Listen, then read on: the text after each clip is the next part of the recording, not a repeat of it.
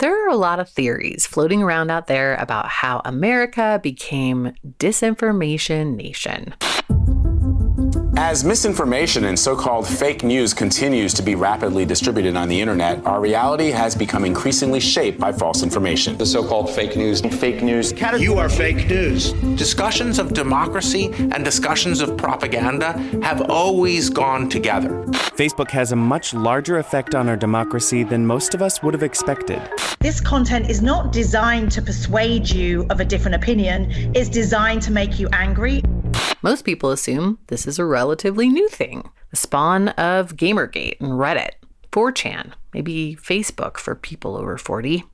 It's an engagement game, so the more addicted or engaged people are, that is bred into every single one of their models for how they design the platform. Some people think it went back a bit further, maybe all the way back to the 20th century, with the tobacco guys in the 50s and 60s. Maybe they were the culprits. The important thing that we thought we had discovered in our research, the thing we thought people needed to understand, was that actually the roots of this story are not found in the fossil fuel industry, they're found in the tobacco industry. The thing is, America created disinformation more than 100 years ago, at least in the way that we're seeing it today. It was the early 1900s, a dark, sad time for America's captains of industry. Journalists were calling them tyrants for the crappy way they treated their workers. People who didn't look like them were getting the vote.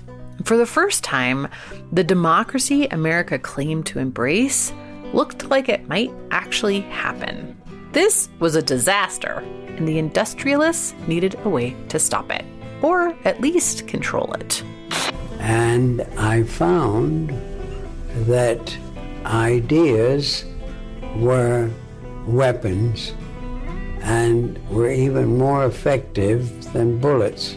Most of the disinformation techniques we see today, fake activist groups, science denial, even the crazy crisis actor story that comes up after any school shooting or big protest, they were created more than a century ago.